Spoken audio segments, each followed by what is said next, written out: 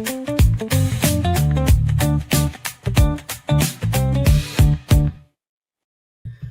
is the Matt Mosley Show, and we're live. We're going live on Twitter, our YouTube channel, the everywhere you could possibly expect to find us. We're there. Scotty Swingler joining me as always on this Friday. Scotty, you'll be happy to know I'll be after the program today. And we do have Scott Drew. I want to start with that. Scott Drew, the national championship winning coach of the Baylor Bears. We're going to have him for about 30, 35 minutes this afternoon. Oh, right as we start the 2 o'clock hour. All right. Probably have him, 2:05, right in there. And so we'd love to have you experience that with us.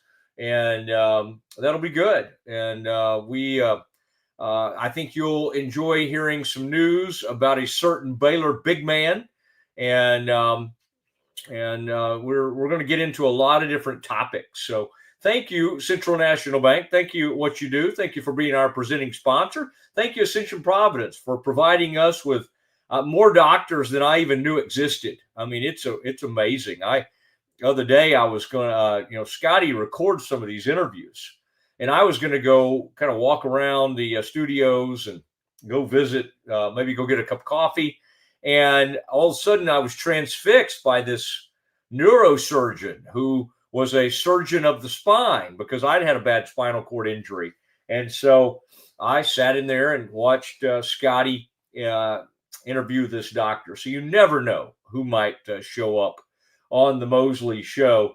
Scotty, I am making the trip after the show today to College Station. I'm College Station bound to see my daughter, and we're all going to go. And then the grandparents are showing up tomorrow night. She is involved in the A&M answer to Sing and Pigskin. Now, it is a shell probably of what the Bears do, what we do on our campus for Sing and Pigskin, but it'll be fun. I believe they call it Song Fest. And it is not easy to crack the show as a true freshman. All right. And my daughter has made the celebrated Tridelt Act or whatever they call it there at A&M. So tonight, Scotty will be on campus watching that, reacting to that. And maybe I'll live tweet it, and then we're going to be there for tonight's show and tomorrow night's show, while the Ags, and then I'll hole up somewhere and watch college football, and maybe that'll be fun to go find a place near the A&M campus to watch A&M and Mizzou get it on. I think that game's at 2:30 on ABC, and that will be an interesting game. Now, Scotty and I we'll go through some of the lines, some of the games. We'll do that at Campus Confidential at about 1:30. And then again, we'll end our show today with Scott Drew, the head coach of Baylor, stopping by. And, we've got some interesting NFL matchups to look at. That's the only thing about I'm going to be on the road Sunday. I love having the rare. I had it last weekend because the Cowboys played on a Monday night, but I love the ability just to watch and experience the NFL like most people do, like to see all the games and jump around from here to there. I have spent much of my career following the Cowboys heretofore, and so I don't always get to watch everything. I used to write a column for ESPN.com, and I would have to account for all the different games, and that's not easy. I mean, Peter King did an incredible job at that for years. I found that to be because you tried to watch everything and keep up with everything, but you didn't, because you were trying to keep up with and I don't even remember if I had Red Zone at the time, because you were trying to keep up with 6 or 7 different games at once, you just didn't feel like you had a great feel for any of them. So anyway, if I had another crack at that, I might try to do it differently, but there is that situation. The tough stories continue to, come out of the death of Cowboys pass rusher, defensive end, Marshawn Kneeland. Last night, the Cowboys had or yesterday, were able to get on like a Zoom where several of the players could talk to each other and they could kind of try to hear as much information as they could. Again, there's nothing anybody can do. This is an awful thing that has happened. And this is a 24-year-old young guy that has taken his own life. You know, Scotty, you had something. We didn't have time. We did a lot of talk on that yesterday. We're not going to do the whole show on that today again. Although, you know, we just continue to pray for Marshawn Kneeland's family. But Scotty, you had referenced something that I had not heard yet. It was something that Matt Rule brought up in talking about sending his condolences to the Cowboys. And man, it was very meaningful. And, you know, Matt does a great job in news conferences. And sometimes we kind of almost joke about it, that he's such an unbelievable, almost like a motivational speaker. But what he had to say about mental illness and what happened with Marshawn Kneeland, and he couldn't help but think of like a situation with a player he had coached. And wow, I thought it was and so, yeah, Scotty, at some point we might want to play that. I thought that was really, really good. And it was just extremely genuine of Matt Rule talking about a player that he had coached who ended up taking his own life. And we just never totally know what folks are going through. And Scotty, because I never want to like be on here saying things like, hey, call somebody you love or check on somebody who's been through a hard time. You know, I did that yesterday. And you know what? I haven't, it's interesting. Like, that doesn't mean, by the way, if you reach out and talk to somebody or check on them, it doesn't mean that they'll respond immediately. Like, or they might not respond at all, but it's still great to reach out and let somebody know you're thinking about them and you're texting to just let them know that. And that's okay, because the truth is, in this crazy world, Scotty, and especially as, you know, I'm always arranging for guests and trying to line people up. And if I don't hear back from somebody like immediately, I get antsy and I'm like, hello. You know, like I have that kind of, it's annoying, but it's helped me in my reporting career. I think when we're checking on our friends that are going through tough times though and stuff, we do have to kind of be, and again, not if they don't respond, unless if it's like a scary situation, yes, if somebody doesn't respond, maybe follow up and maybe be aggressive about it. But sometimes people just don't want to talk. But I think it's fine because like you've basically let them know, hey, thinking about you. And maybe in time they'll respond. Maybe they never respond. But I think it's okay. I think it's okay to reach out. I've got a buddy who I just found out is going through a divorce, or, you know, that's going to start happening and papers are already served or something along those lines. And yeah, it's just like you think what can you do? What can you say? And the truth is, there's no magic answer. There's no like, oh, I hope Mosley delivers the proper words today. No, it's literally just showing up. It's just like, hey, you know, I'm sorry this is happening. Sorry you're going through that. And I want to be here. And want to, you know, anything you want to talk about or something like that. So anyway, just things I'm thinking about as I continue to think about this horribly sad situation with Marshawn Kneeland. Now, each day, Scotty has been at the outset of the show putting it out there about like that we're on Twitter now. I've always been big on Twitter in terms of I like to do it. That's where some people do Instagram, some people do Facebook. I don't really care for either of those things. I do enjoy Twitter. I get way too into it.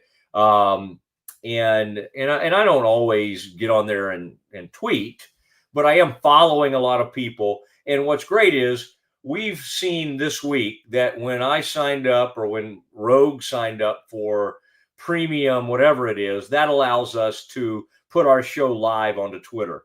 And like that first day we did it, I mean, the Quinnen Williams thing was happening. There were some big things happening.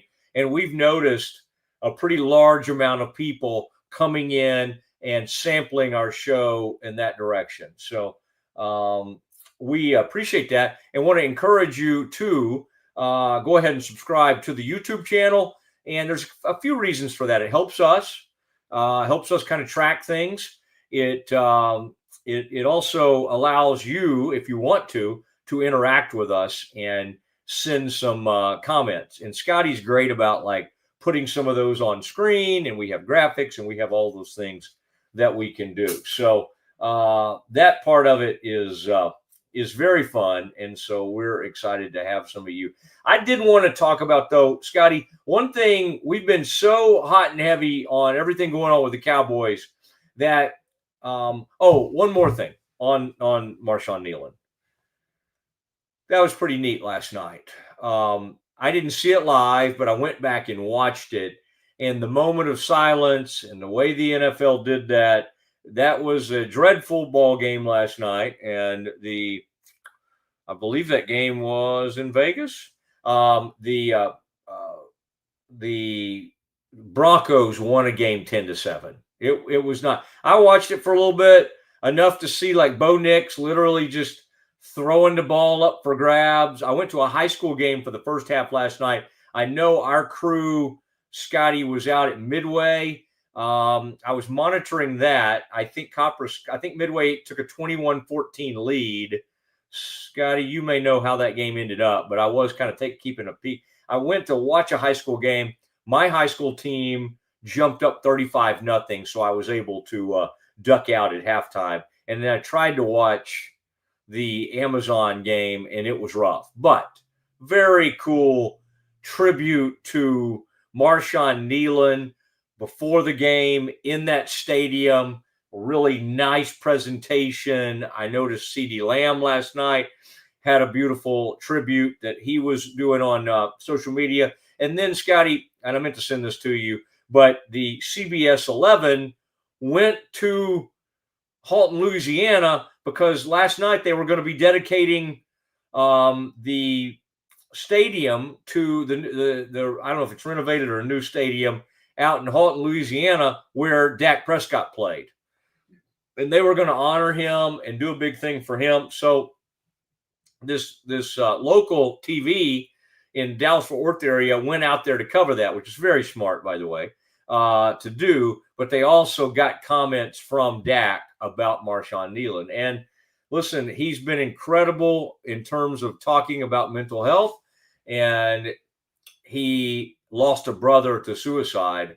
And it turns out another player for the Cowboys, I didn't even know this. There was another player that had lost a loved one to that. And so, man, this hits home with a lot of the Cowboys players, not even just that had family members impacted by this, but just that loved Marshawn Nealon. And so everybody continues to react to that story and talk about it. Now, Scotty, at about 1:30, you and I want to start working our way through. We'll do Campus Confidential, but I have great interest because we've got that massive game in Lubbock, Jones Stadium. These kids have been camping out. They've been doing keg stands. They've been camping out since Monday. I have to say, Scotty, I never really had a great feel for what a keg stand was. Like over the years, when I hear people joke about that, I'm just like, I'm just kind of nod and smile. But I've never really had a great feel for what that would be. And then one of my buddies, they were sending stuff around, and I saw people had the guy's feet, and then he was doing the kegs. He was putting the keg, what do you call that? The kegerator or the keg, whatever, the tube in his mouth. And then they were holding his legs up in the air.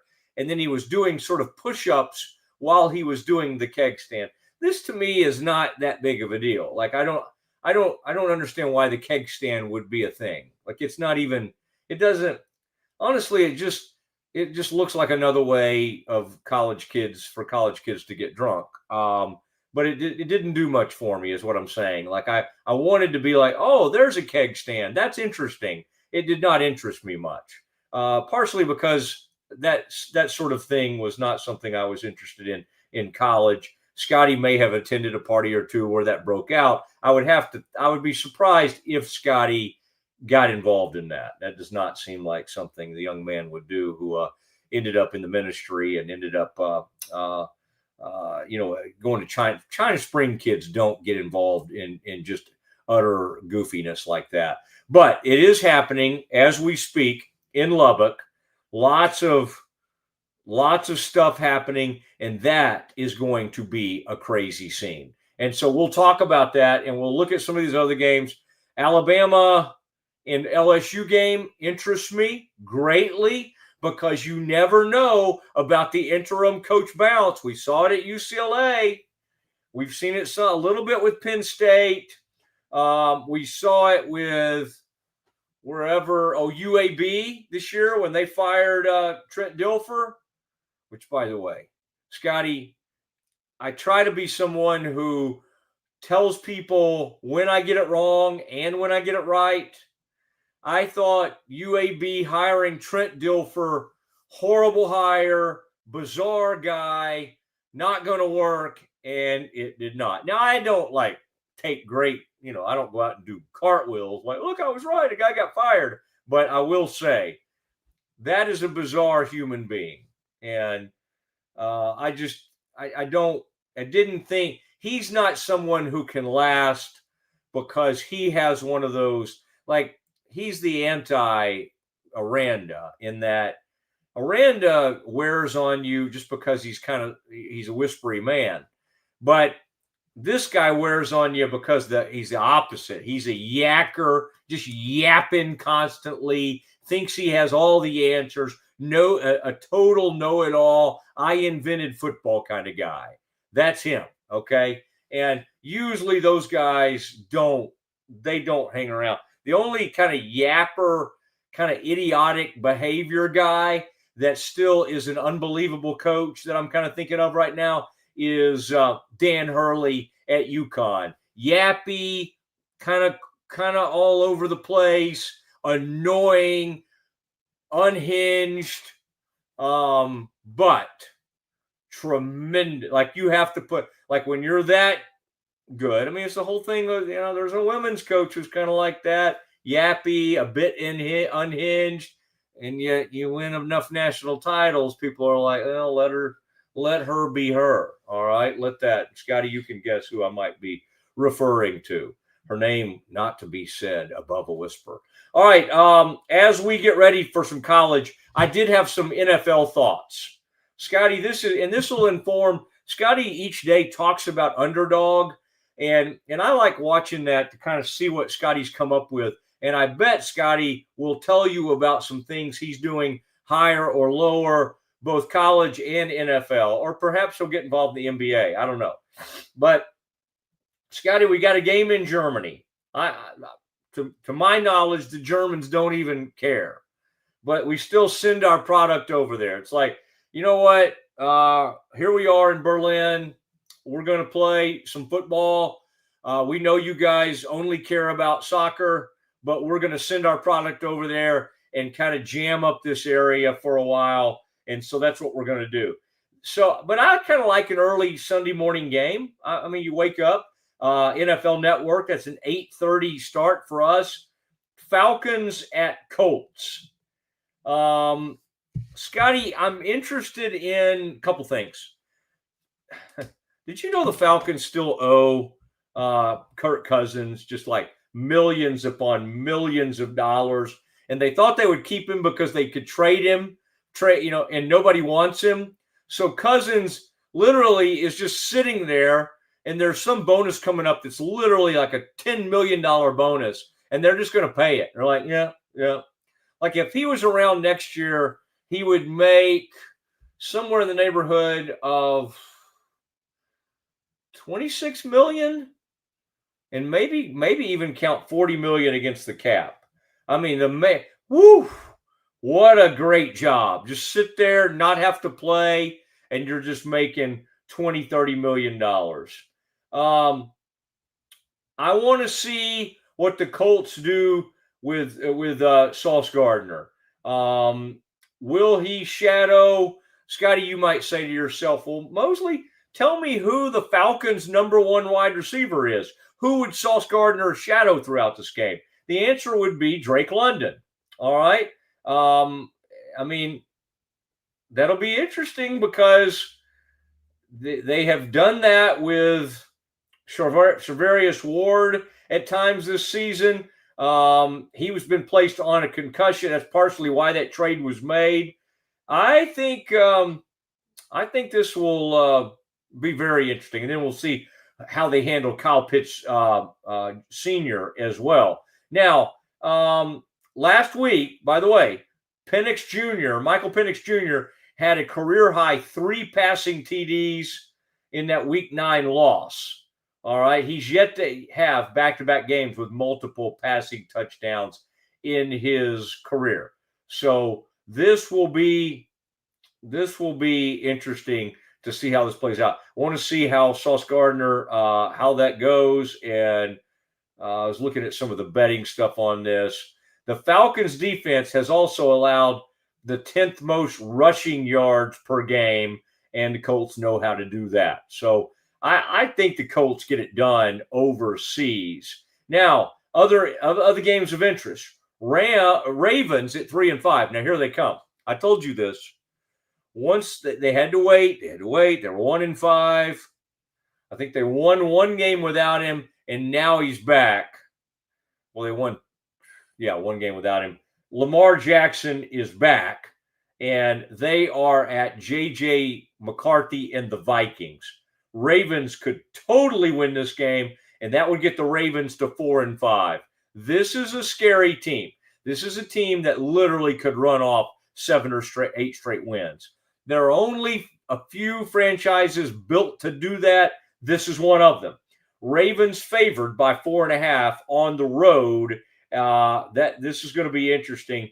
What you might say, Scotty, what is Ravens quarterback Lamar Jackson, his career record against NFC teams? All right. You think, well, I'm sure he's played some really good NFC teams. Think of some of the great teams. I mean, my gosh, the Eagles are in the NFC. There's some really good. The Packers. I mean, there's some team. Last year, the Commanders were great. Vikings have been really good.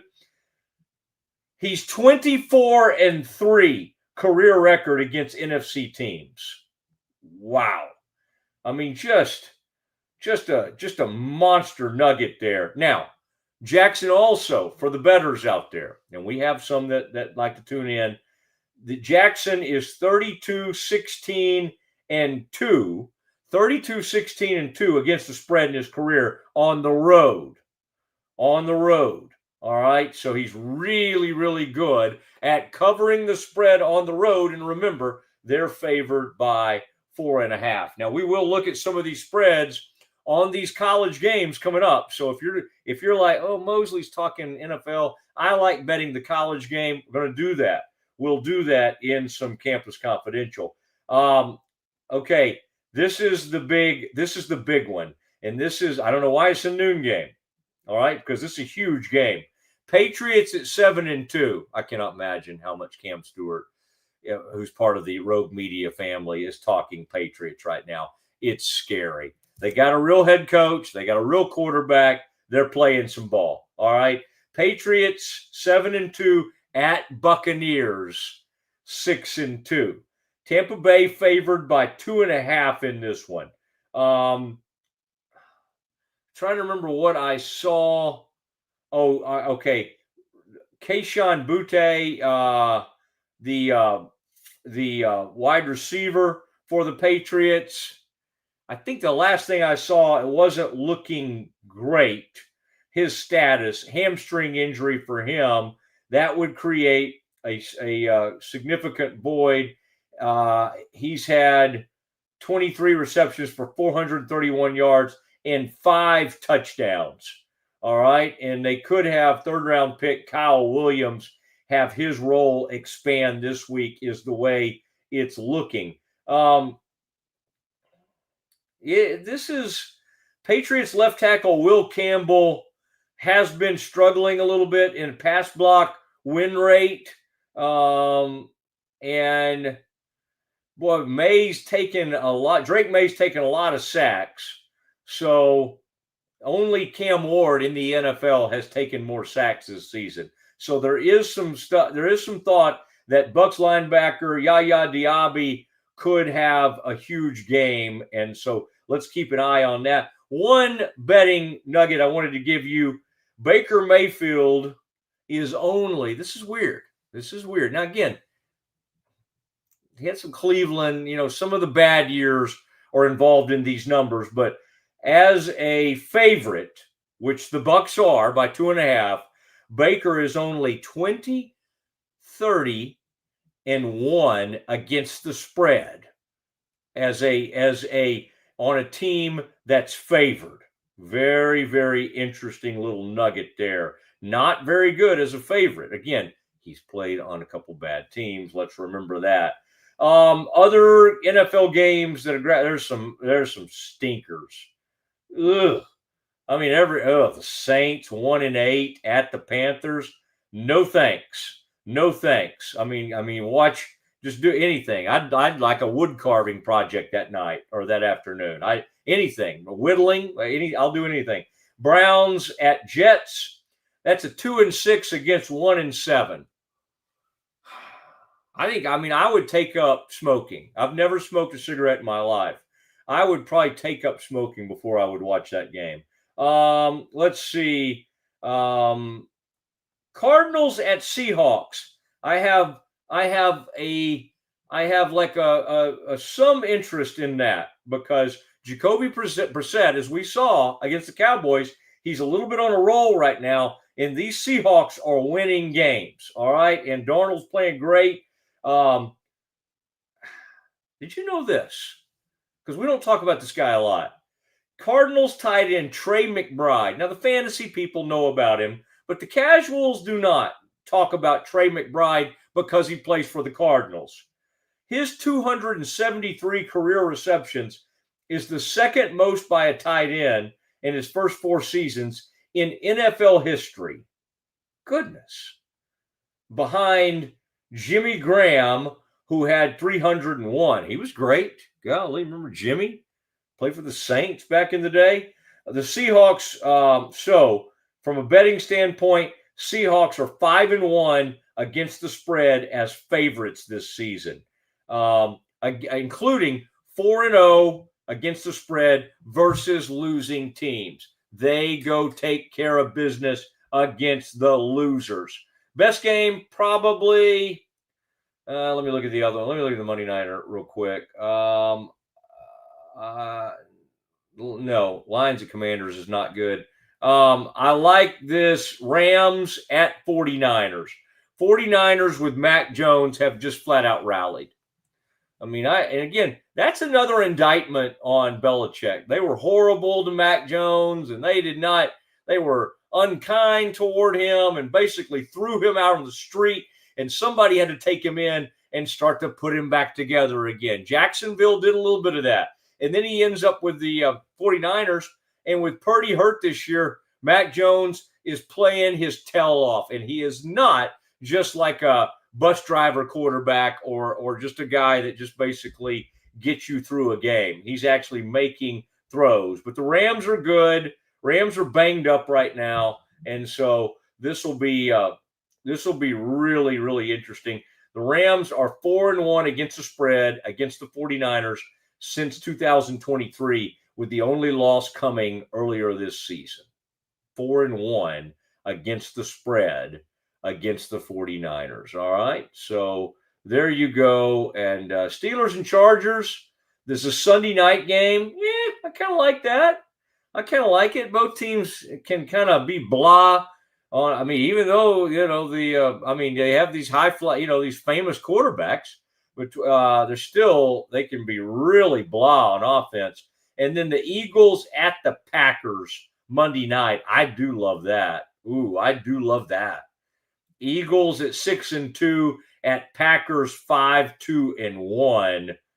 Get you some of that. Yeah. Packers are 1-5 against the spread in their past 6 games. Yikes. Wow. Packers are favored by 2.5 in this game, with the Eagles coming to their place. At 7:15 kickoff Monday night. Let's watch some of that. That'll be good. That'll be good. All right, a reminder, Scott Drew coming up at 2 o'clock.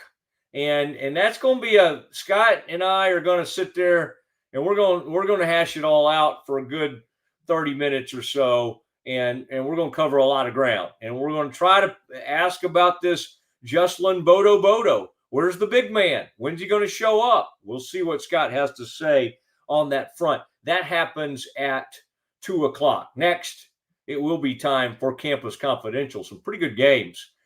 With Baylor off, we're going to look at some of these other games. We'll do that next. If you want the best for your body, you want Ascension Providence, the largest sports and orthopedics group in Central Texas. Using innovative and cutting-edge technology, we're able to understand your body better than ever, delivering treatment with precision. And with our fellowship-trained and board-certified doctors, you'll receive excellent care. Work with a team dedicated to your health, wellness, and safety. So you can perform. At your best. Ascension Providence, caring for Texas families for over 120 years. Drive in the fall at Allen Samuels Dodge Chrysler Jeep Ram in Waco. Huge savings and the best selection in Central Texas. From powerful Ram trucks, Motor Trend's Truck of the Year, to adventure-ready Jeeps and stylish new Dodges, we've got the right ride for you. Upgrading, downsizing, or buying your very first vehicle, Allen Samuels has you covered with friendly service and deals that make driving fun. Don't miss the Drive in the Fall event, only at Allen Samuels. Come by, let's be friends.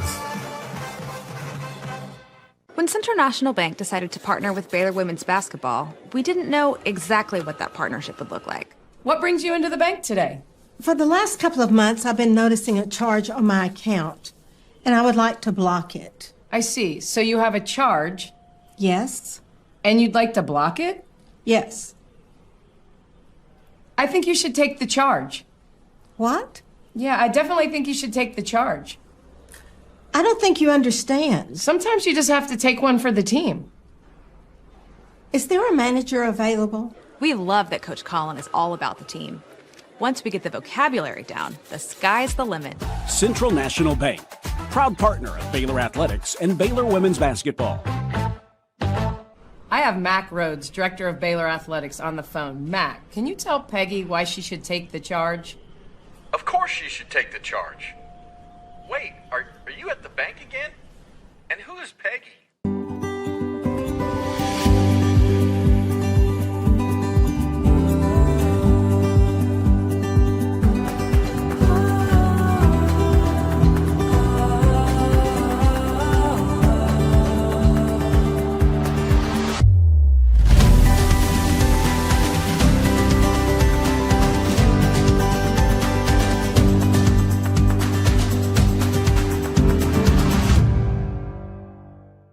Football is back, and Underdog is the best place to make picks and win money all season long. Playing on Underdog is easy. Just pick whether your favorite players will go higher or lower on stats like touchdowns, receiving yards, interceptions, and more. Get your picks right, and you could win up to 5,000 times your cash. You can play with as little as $1. Download the app today and sign up with promo code Mosley to score $50 in bonus funds when you play your first $5. That's promo code MOSLEY. Millions of fans have already won billions making picks on Underdog. Will you be next? Underdog, make picks, win money.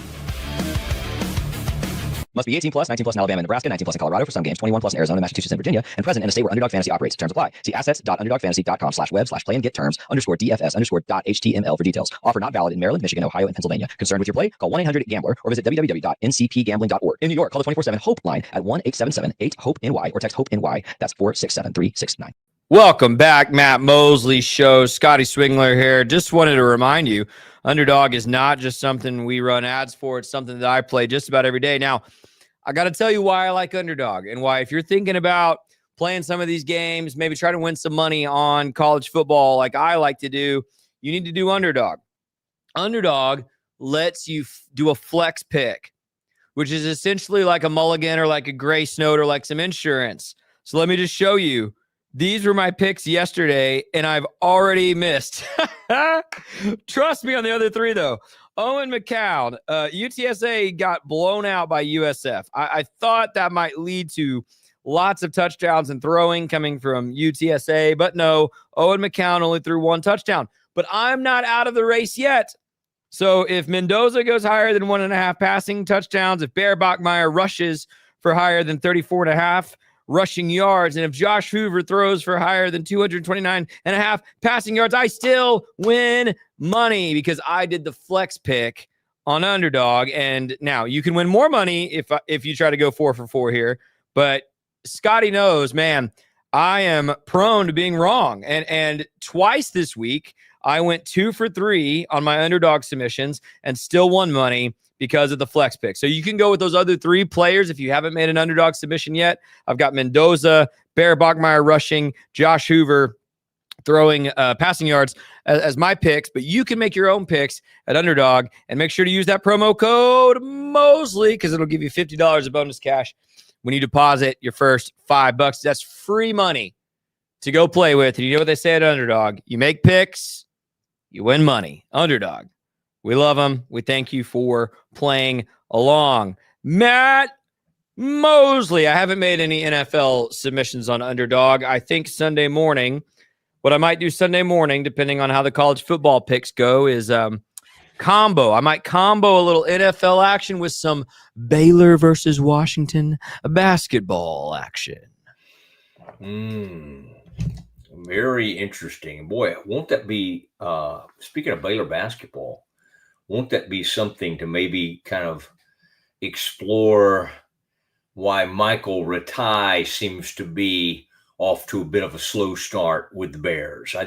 Something tells me Scott is not going to give up on Michael Ratai, and I think he's going to bounce back, and hopefully that happens as soon as Sunday evening. Scotty will be in the house as the Bears and the Huskies get it on, and Huskies have been a proud program over the years, and this year is no exception with 2 NBA-type players and one that is a potential lottery pick who Scotty's been doing some research on.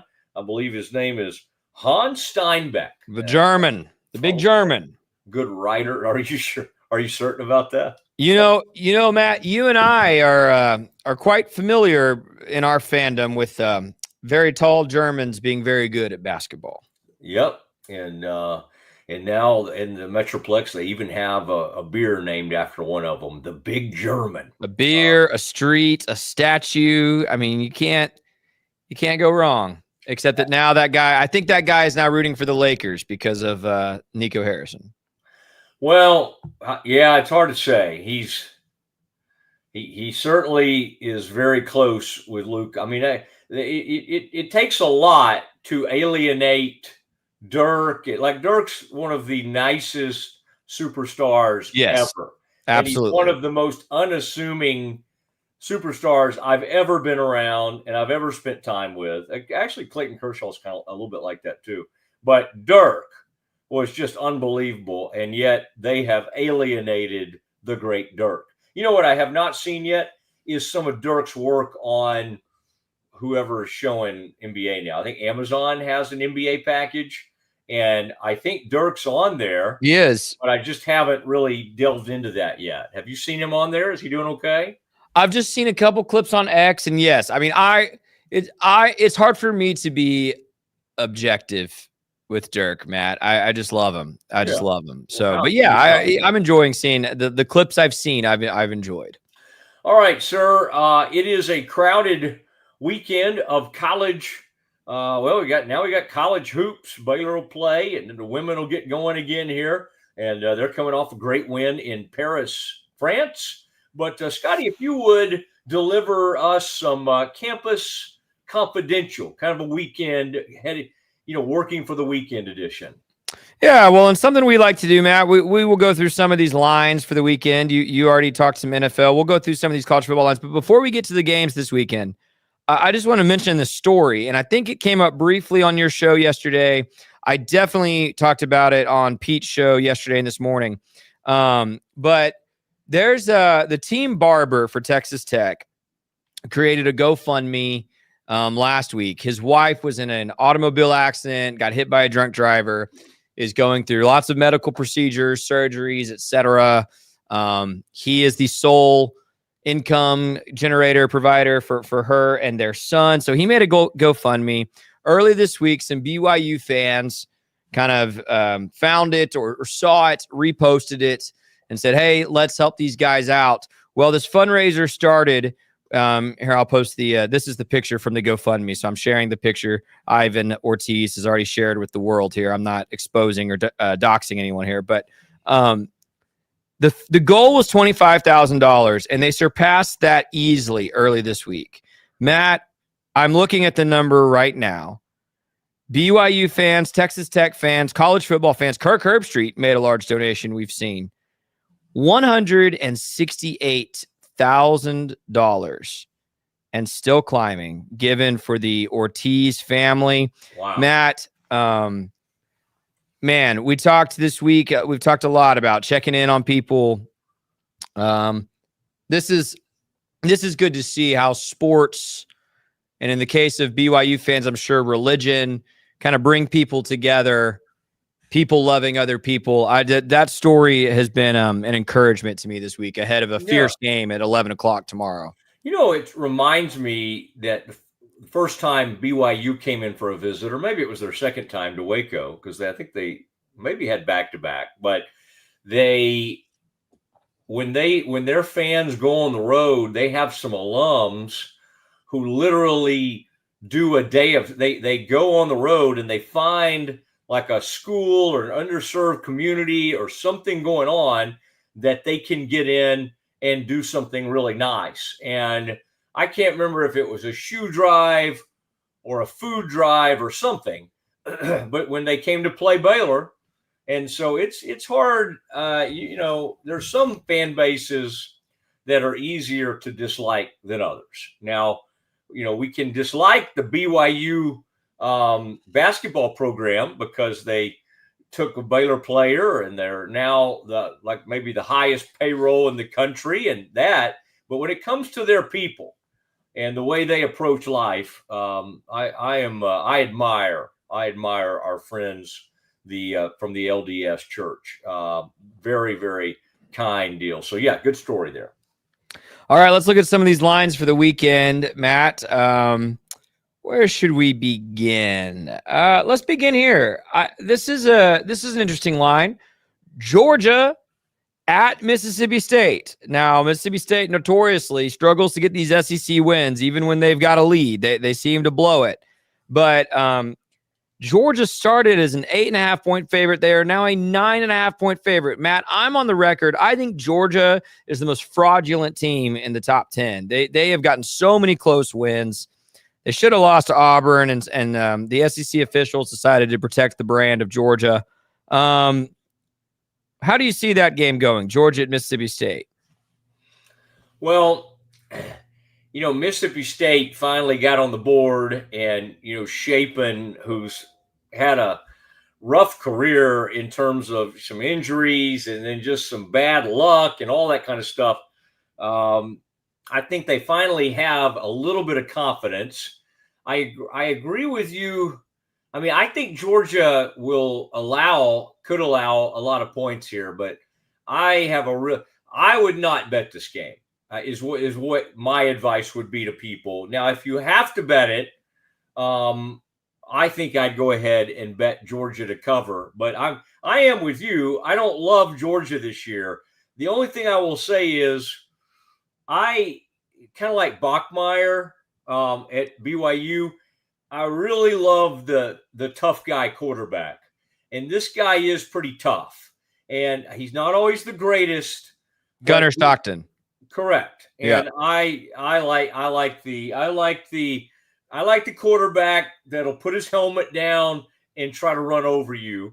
And he has that mentality. So give me Georgia to cover, but I'm with you. I don't totally trust that Georgia team. Although who do you trust between Georgia and Texas when they get it on? I mean, that's going to be a hard one because I don't trust either team.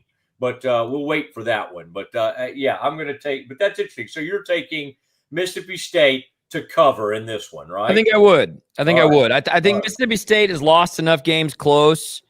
Even if Georgia gets the win, I don't know that they beat them by 2 scores, but we will see. That's at 11 a.m. The other 11 a.m. kick, of course, is the game of the week. You mentioned it.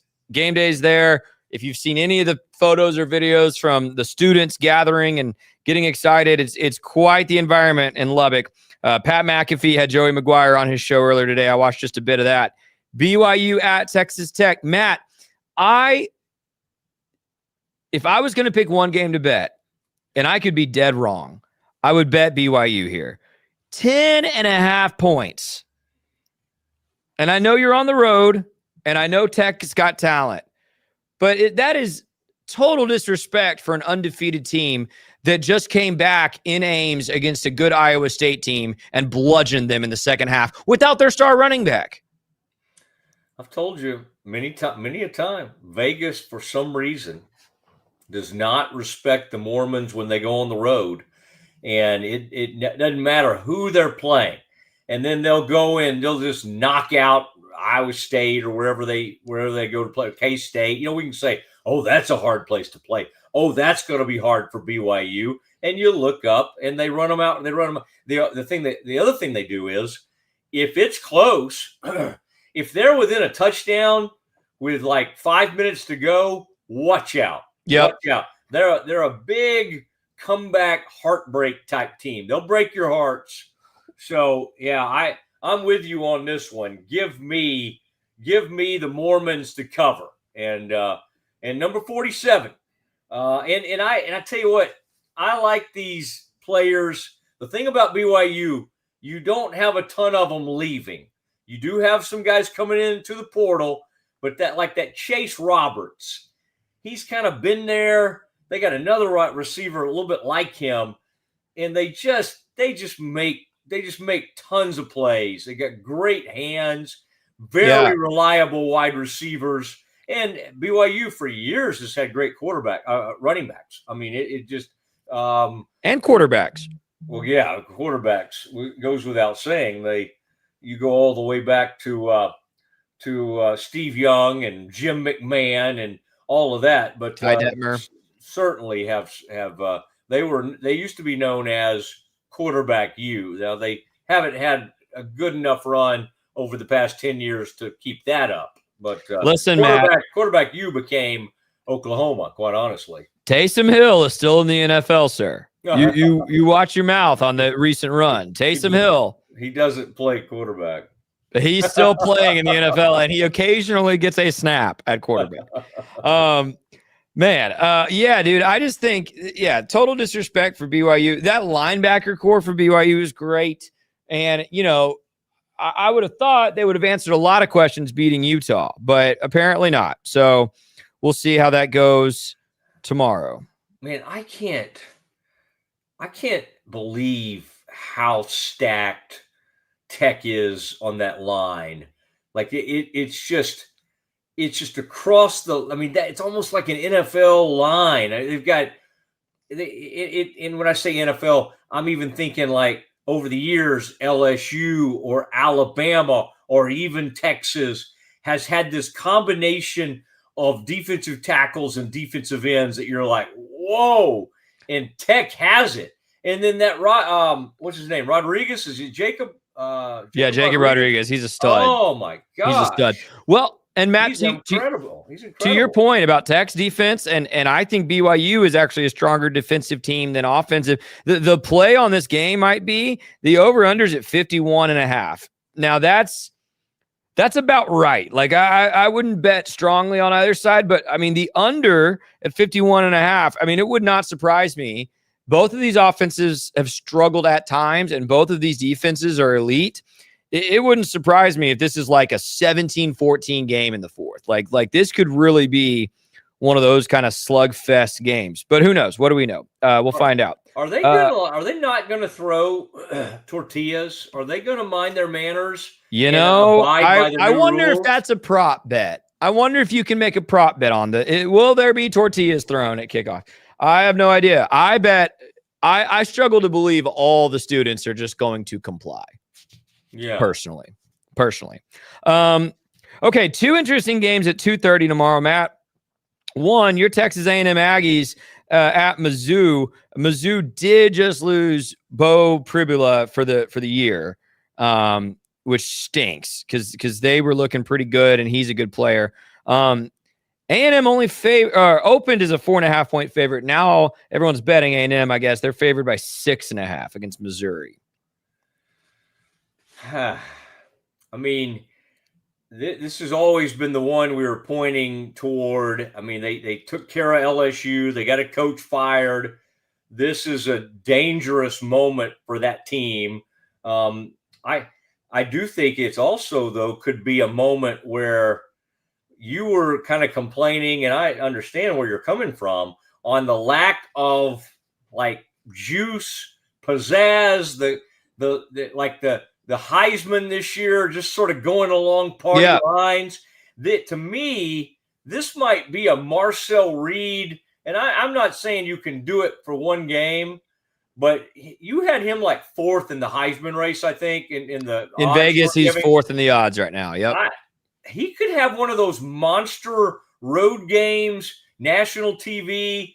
I think this is a 2:30 game on ABC. He might be able to kind of vault himself up there a little bit because he's put up great numbers this year.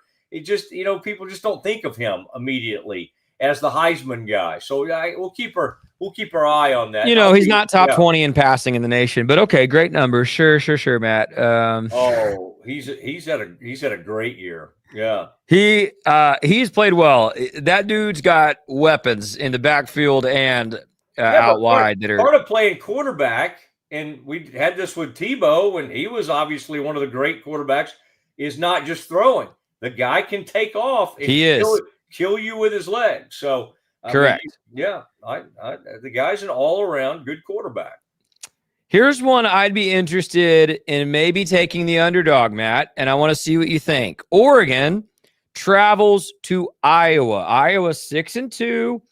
Probably a little underrated by the general public. We know playing in Iowa is hard. By the way, Indiana had a tougher time beating Iowa on the road than beating Oregon on the road.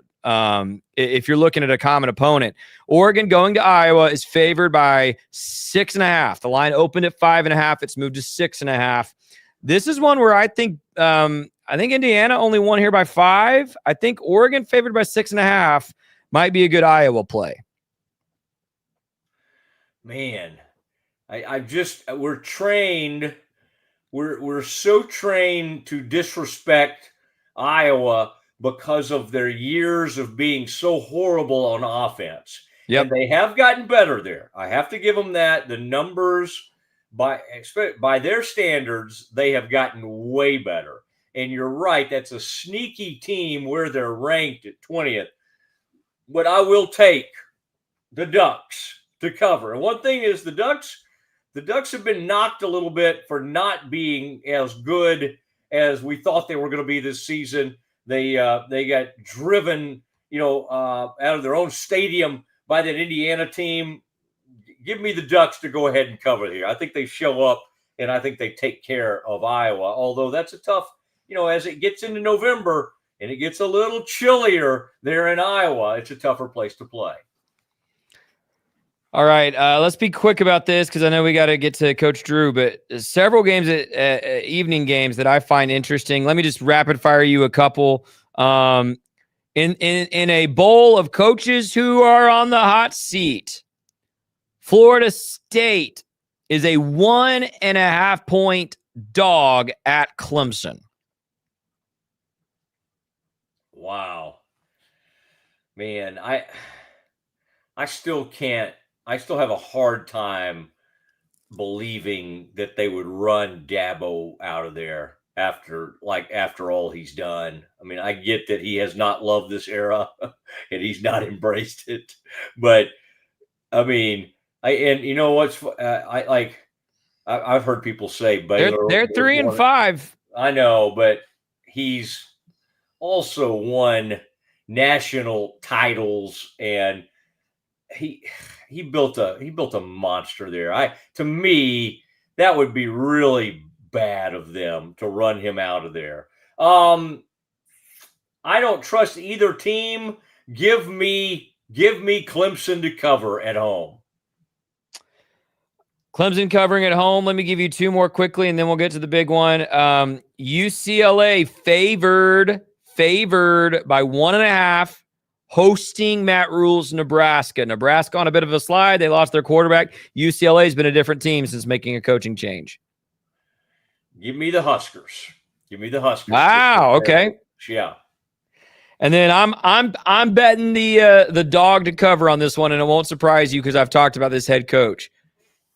Navy being given 27.5 points at Notre Dame. I do not expect Navy to win nor come close, but 4 touchdowns is a lot. I will take Navy to cover. What say you?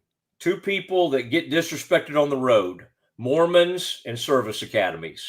And I feel like this is an affront to America.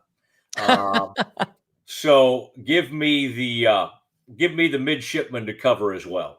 All right, and the big one, you mentioned it, LSU at Alabama. They're giving 10.5 to Bama. I really expect Bama to win this one going away personally, but like you said, LSU, Alabama, anything can happen. There's been a coaching change. Will there be a bounce? 10.5 is a big number in the SEC.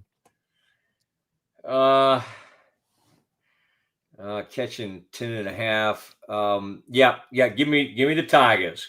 Give me the Tigers because they're going to play for Frank Wilson. They're going to go out there and play for Frank. And it'll be a team inspired. They've got that man out of there that's been so mean to everybody. He hollers, cusses at all the coaches. They got him out of there. And everybody could take a deep breath, smile, and give me LSU to cover and give me LSU to lose. They will lose, but they will cover. It is the Matt Mosley Show. Tell you what we're going to do next. Scott Drew. He's the man of the moment. He has a huge game coming in here Sunday night. Washington Huskies are coming to town. It is very hard to get a really attractive home non-conference game. It's very difficult. Washington Huskies have agreed to come to Waco, Texas, and they deserve to have a nice crowd out there on Sunday night. Scott drops by the Mosley Show. He does it every other week, and we'll talk to him next. Bubble wasn't here. I don't know what people would be doing, like making PowerPoints or something. I love that I can sit down and build something the way that I think it should be built. Bubble turns ideas into fully scalable apps. Try Bubble today. At Covers & All, we've revolutionized protective solutions with cutting-edge, customizable covers, tarps, and curtains. We deliver premier protection at affordable prices and express shipping. Visit coversandall.com today for the perfect fit, guaranteed to last. Better sleep, inspired by nature. Your back, hips, and shoulders will fall into perfect alignment in any position, meaning that you get deeper, more comfortable rest. Visit ecoterrabeds.com. Cleanse your body of accumulated toxins and embark on your wellness journey at your own pace. At Global Healing, we provide premium supplements to help your body heal naturally. Start your healing journey today at globalhealing.com and organichemp.com. Relax with Hemp Delicious. Organically grown hemp, massively blended with delicious organic herbs, responsibly sourced for their holistic benefits. Each sip offers calming, antioxidant-rich wellness. Brewed just for you. Sip the calm with Hemp Delicious. Is your Mac running slow? Mac Booster 8 is your all-in-one solution to clean up 20 types of junk files. Get your Mac running like new again with Mac Booster 8. Visit macboost.net today. I know you're gonna love this Kodak Plus printer. You guys just connect it to your smartphone. I can assure you, you are going to love this printer as much as my family has. You guys have to check it out for yourself. At Matt Piffle, we believe in celebrating your journey. Our unique personalized products are designed to boost your confidence. From custom home decor to meaningful gifts, we help you cherish the memories that make you who you are. Visit mattpiffle.com and start celebrating your story today. Streamline event and appointment booking with Amelia's sleek, modern, and fully customizable booking forms. WPAmelia.com. That's WPAMELIA.com. Amelia. Nalgene Outdoor has been your trusted companion, fueling adventures and helping protect the planet. We're committed to reducing waste, improving access to clean water, and providing simple, safe, and sustainable products for you and your family. NALGENE.com. A house is a property, but we live in homes. Home sweet home. Homes where the heart is. We aim to deliver the best home buying and selling experience so you can spend less time real estating and more time living. WhyPersonalLoans.com. Request a loan anytime. Our partners can offer loans up to $35,000 with varying rates and terms. Review your loan offer with no obligation and decide what works for you. Visit PersonalLoans.com today. This is what $500,000 in a duffel bag looks like. Actually not real. That's because it's actually prop money. It looks realistic from a distance, but up close you can see it says for motion picture purposes. Visit PropMoney.com today to get your money seen or money shot right with Prop Money Inc. With San, owning iconic furniture no longer requires paying a premium. With over 15,000 satisfied customers worldwide, we've proven that high-quality furniture doesn't have to come with a high price tag. Explore our collection today at san.com. The U-Like Air 3, launched in 2023, ushers in a new era of sapphire ice cooling technology, offering nearly painless hair reduction in just 3 weeks. That's ULIKE.com. U-Like. VivoSun's mission is to empower growers with stylish and effective products, making indoor growing accessible and enjoyable for everyone. Visit vivosun.com today and get started making growing plants and vegetables easy and automatic. It is the Matt Mosley Show YouTube version, 1 to 3 every day. And, of course, we got the Scott Drew bump. That's been a few months ago now, Scott. You were my first guest. You got us off to an incredible start, and then we've built on that. And lately, we've had thousands upon thousands of daily viewers and Twitter and YouTube and all the different places they can come in. So thank you for getting us off to such a hot start. Well, I think you deserve all the credit. Everyone knows Matt Mosley got game, all right? That's right. Okay, we need to use that as a promo. All right, well, you're off to a 1-0 start. Nobody can, once the exhibitions are over, those scores are like wiped off. It's like they used to do, Scott, when I was playing. They had the first quarter. They'd let the guys play that don't get to play, and then you'd look up there, and they would just erase the score. They'd just be gone, and then you would start with the second quarter. So the Bears now these games count, and I'm sure. And you didn't lose your cool or anything, but, when it was 26-12, and those guys are hitting everything, and there was some European guy, I don't know, at least his name was kind of European, that was like, hitting threes and, had like the best post-up game I've seen. I'm like, wait, who are these people? And why have we scheduled them? But now that you pulled away and came back and won that game, I guess now it's okay to say it was nice to have a little adversity in that game, right? Yeah, all's well that ends well. I can tell you that early in the season, especially, games are tricky. And what I mean by tricky is without a lot of film, without a lot of scouting report, you're relying on your fundamentals to carry you through.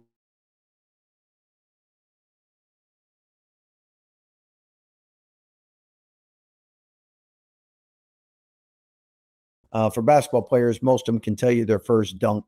They can't tell you their second, third, or fourth, or fifth, but they can tell you their first. Well, the first college game is different than the exhibitions and anything else. So with that come a little jitters, a little nerves, and it's always great to be able to get a win in that first game and be able to learn.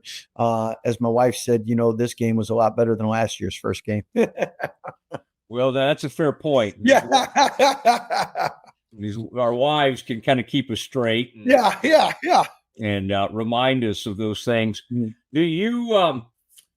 Have you reached out to any of those other coaches? There's only 3 of you guys, I think, 3 programs that had like complete roster overhauls where it's just everybody is new. Now, Cam was on the bench, but Cam was not suited up last year. Talking about Cam Carr, now he's playing a very meaningful role for you.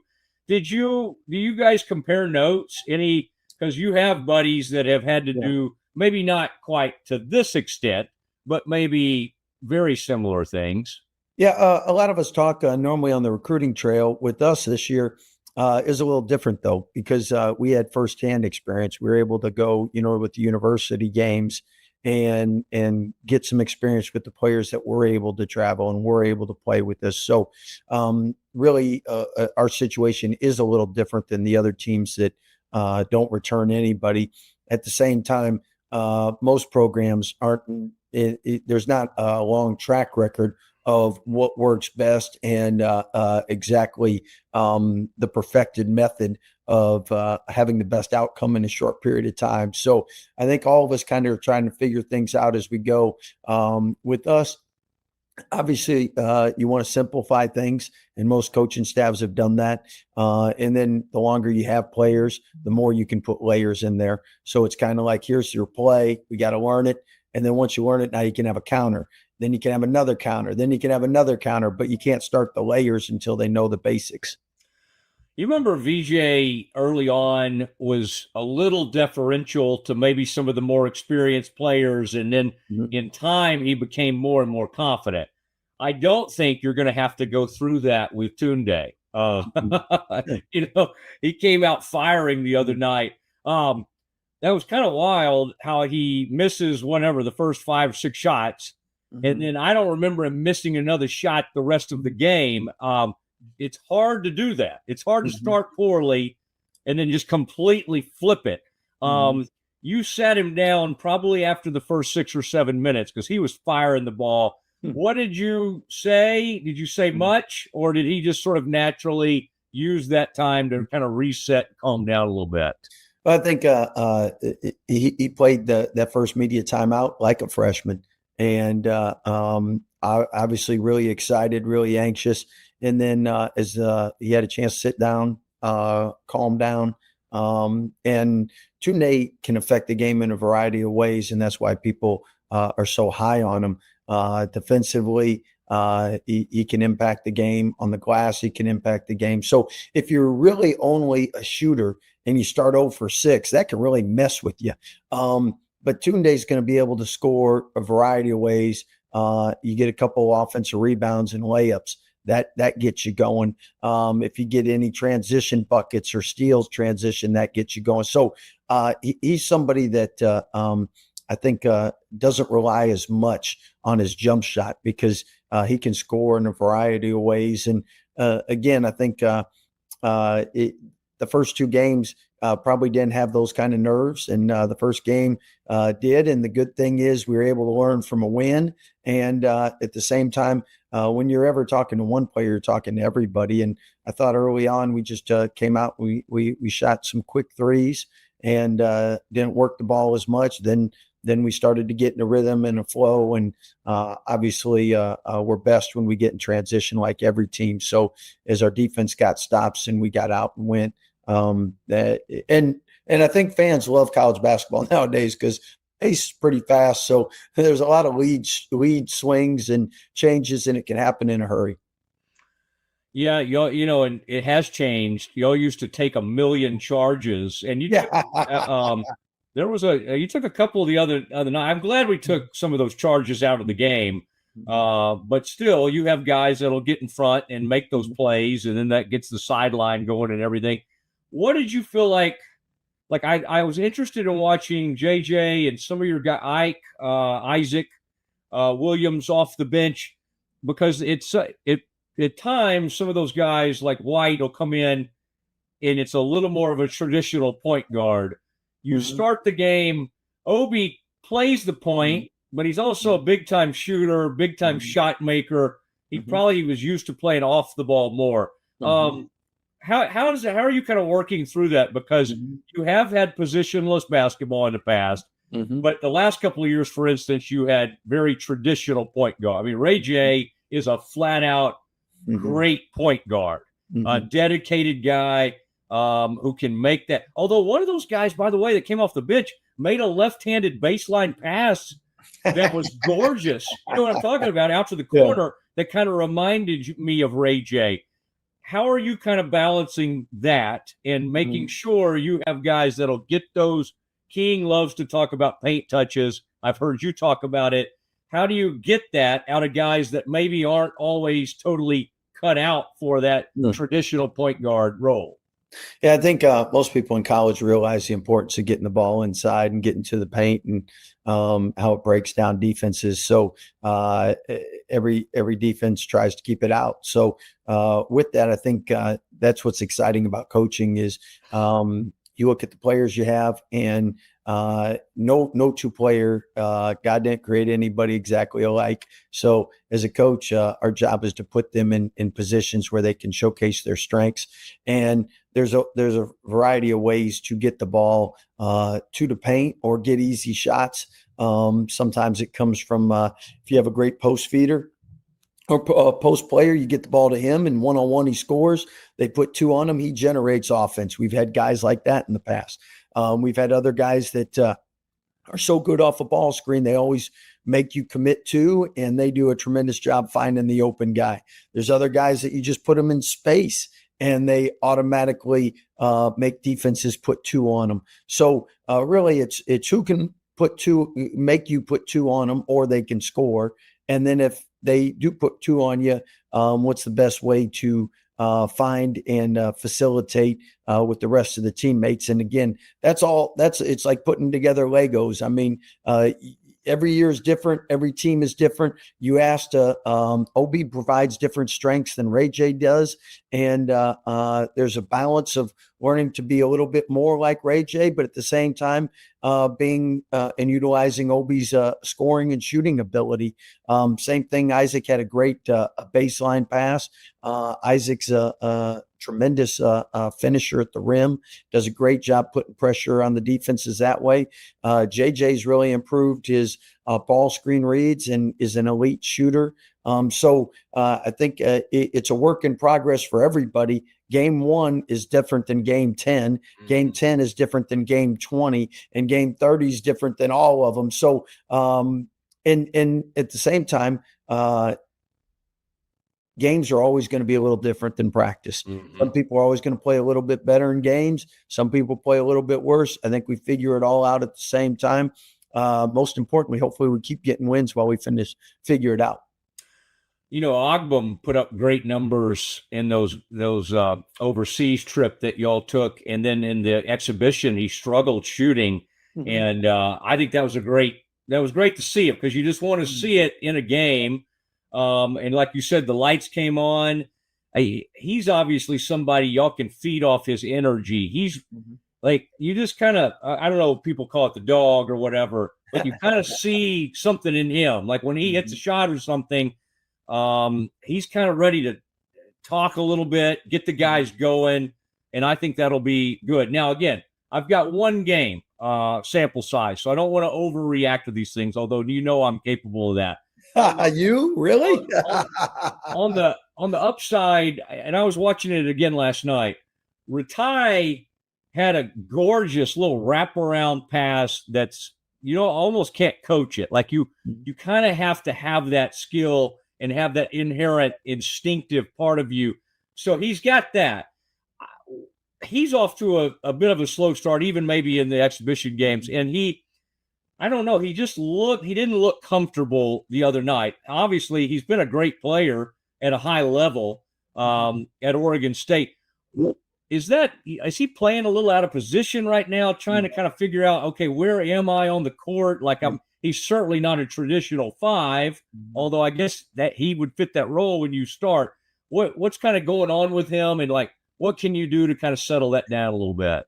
Well, I think first and foremost, he spent the summer playing with the German team. So he practiced with us, but then he was with the German team for a big chunk of that. So he wasn't able to really experience what Dan and Cam and Obi and those guys were able to experience. Caden playing with us. So it's going to take him and Tunde a little longer just to exactly and for us to feel what it's like with them in the game and how to best communicate with them, what to expect out of them, how to get them going when they start off slow. I mean, again, Germany was great because you played so many games in a short period of time. Everybody had good moments, bad moments, and you got to coach them through both and see what worked and what didn't work. With Mikey, I tell you what's great about him is he's like a Swiss Army knife. He can play point guard, he can play off guard, he can play the 3, he can play the 4, play the 5. Because of Bodo's injury, he's had to play more 5, and that's something that he hadn't done a lot of.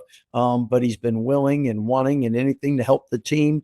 And he has that capability to be a small ball 5 man. So I think he will continue to get better and better at it the more reps and opportunity he has there.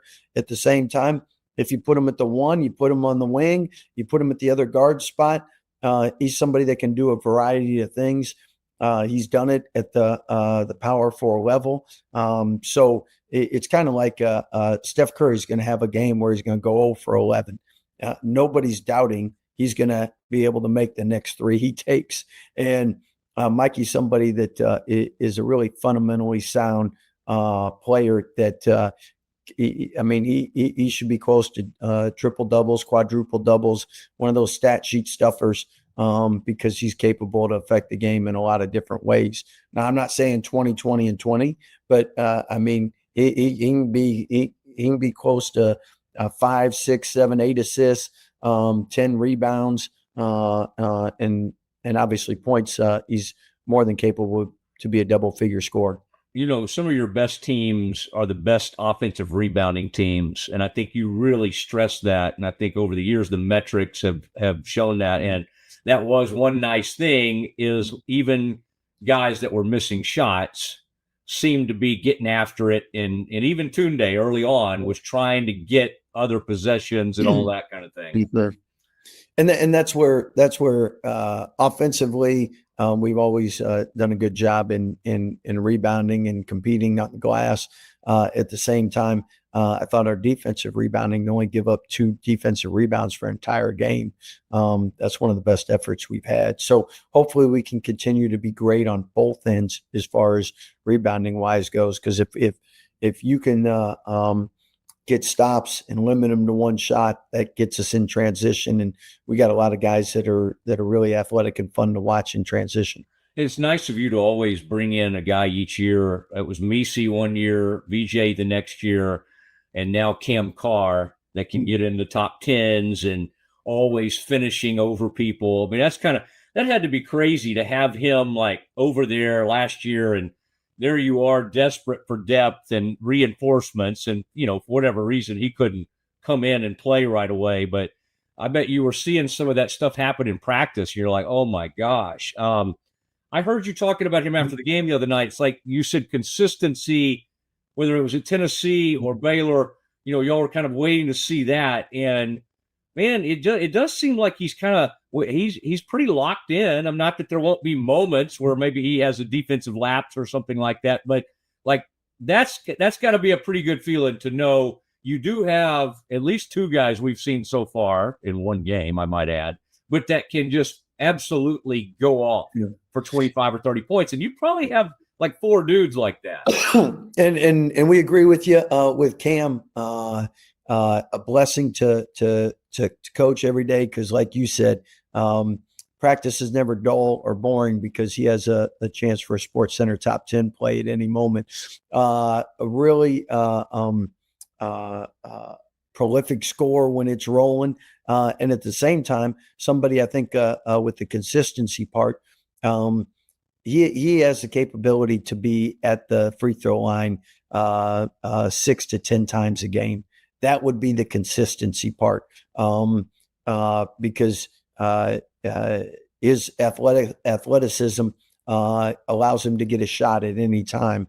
And sometimes when you can get a shot at any time, you might settle rather than trying to do the physical thing and get to the rim and draw a foul. When that part becomes more consistent, and then defensively, playing for Coach Barnes, he's gotten better at that. He's continued to grow, mature physically, get stronger. Dad, an NBA guy, gives him great advice, comes from a great family. So that consistency will get better each and every day with maturity. But the offensive consistency, his ability to get to the paint and get fouled, his ability to get to the paint and find others, I think that consistency is where when he does that night in and night out, then he goes to another level. Okay, what was your conversation with Coach Sanchez like during the game, after the game, as y'all were, you brought him in obviously to impact the defense in a lot of ways, and there were some backdoor cuts. There were some. There was somebody named Cotton who looked like Kevin McHale. I mean, that's, by the way, we were joking off air about Blair Browning. If you wondered like what we looked like the Fijis back in the day, that was his game. Like he had like all these different moves, and he would and somehow he would still have his pivot foot. It was very crazy, but we gave the SAEs and Sigma Chi's hell with some of that stuff. But Cotton. But yeah, just the defense. What was what's kind of your takeaway from that game? Where can you grow the most from the first game to the second? Because obviously Washington has some NBA type caliber type talent that they're going to make you pay if you're not ready for them. Well, and that's the beauty of playing other teams. You get to face other personnel, and Rio Grande very guard oriented, a lot of quickness, and a smaller team. Washington, a lot bigger, a lot stronger, a lot more similar to a GCU and IU as far as teams we faced already. So defensively, like offensively, the mistakes that we made are mistakes you make early in the season. You don't wave a wand and instantaneously week one, you're where you should be week 16. But at the same time, I know that playing against a team that had a bunch of guards and a lot of quickness like that, we don't normally in practice compete against a team like that because we have a lot more size. So again, you find out stuff in games that you can't simulate in practice. Washington will be much more similar to Indiana and GCU size-wise. All right, and so somebody mentioned to me that, well, first of all, last night King was already trying to make starting lineup changes, and he wants Caden Powell starting lineup. I just think to certain people's eye, when you have a more traditional five, it certainly looks different. Now, again, that doesn't mean you need to bench a guy, but it is kind of interesting to see how different a team looks with just that change, right? Because Caden Powell he's a finisher, rim runner, rim protector. He's probably a little bit more like what you were hoping to get from Bodo Bodo. Well, I think first and foremost, probably with as much turnover as we've had, we won't know exactly what our best rotations are until middle of the year at earliest. And I've always looked at it as a starting rotation, not a starting lineup. I mean, you look at the year that after we won the national championship, you had Jeremy Sohan off the bench, the 9th pick. You had Jonathan Chamuchacho off the bench and gets injured, but halfway through the year, he still won Defensive Player of the Year. And at that point, LJ was, I think, our leading scorer in conference. So, like, I always look at it as a starting rotation. I don't look at it as a starting lineup. And then part of that, you got to look at what's best foul trouble wise for the course of the game, what combinations play well with one another. And right now, I think until you get enough data, you can't really make those determinations. And I know well, you say, well, you practice every day, but again, you practice every day against yourselves. You don't practice against opponents, and opponents show you something different than the people you practice against. I hope that makes sense. Yeah. And that's probably one of the tougher things since the portal and NIL, because teams used to be a lot. I won't say a lot. I would say most teams were deeper, and it was easier to practice and get a fair assessment. And now it seems that most teams, there's like a cutoff. If 9, 10, 11, wherever that cutoff is, there's a gap usually in that talent level. And as you know, in practice, you're trying to compete 5-on-5. Sometimes you're going against 2 centers on the other side, or you're going against 2 forwards on the other side. What I'm saying, it doesn't give you a true look of what you might face in a game. So a lot of times you find this stuff out by playing games rather than being able to put it up in practice. And that's one thing every men's coaching team is so jealous of, the dream team that the women's staffs are able to have, because you get better in practice. So if you're practicing against somebody better, you can improve.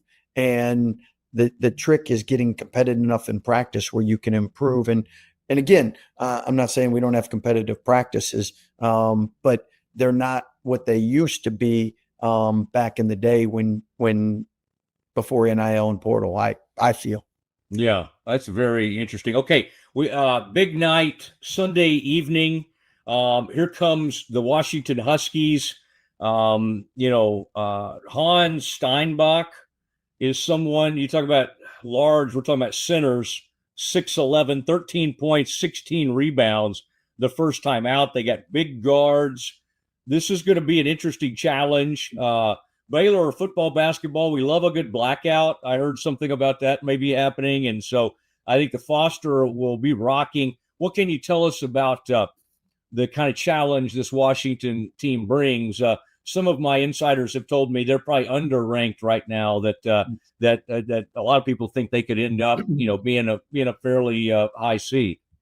Yeah, I think Washington, anytime you look, and most of your recruiting is done in the portal nowadays. And I know some services add them the top 3 recruiting class in the portal. So anytime you have a top 3 recruiting class in the portal, you're flipping your roster pretty quick, and you're bringing in proven players and people that have done it at the highest level. So, this is a really good team. Their starting point guard played in the U19s that won a gold medal. Highly sought after recruit. Wesley Yates is somebody that we're familiar with. We recruited coming out of high school, had a really good season last year at USC, and then transferred there. Bryson Tucker, McDonald's All-American, a lot of accolades. And then Steinbach, who you mentioned, he's on draft boards. Some got him in the lottery. I know some scouts definitely think he's a lottery pick because they've told us so.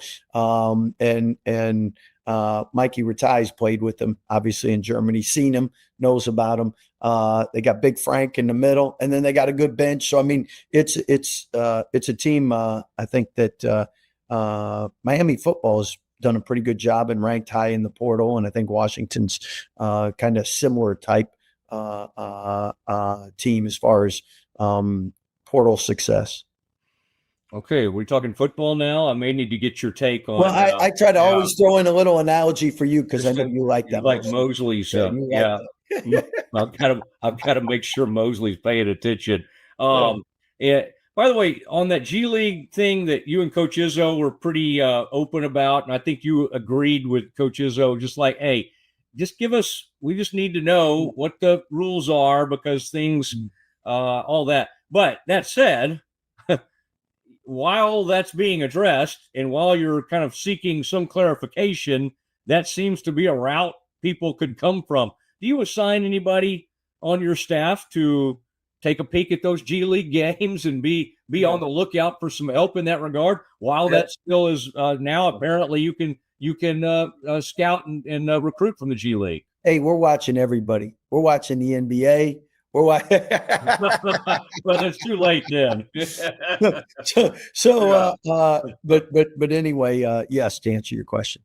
Okay. All right. And Bodo, last one for you. Can you give us a bit of a timetable? I think people were actually excited that you were not ready to shut the door on him this season, because I at some point people were like, I don't know when he might show up. Is he somebody that could arrive, say, for the start of conference play? Would that be too aggressive of a timeline? No, I honestly, he's somebody that if I can't tell you when, could be the whole season. It could be in 2 weeks. So every day he's progressing and doing a good job, but it was a serious injury he had, and it's a matter of how well he can keep progressing. So literally, it could be the whole year. It could be a couple weeks.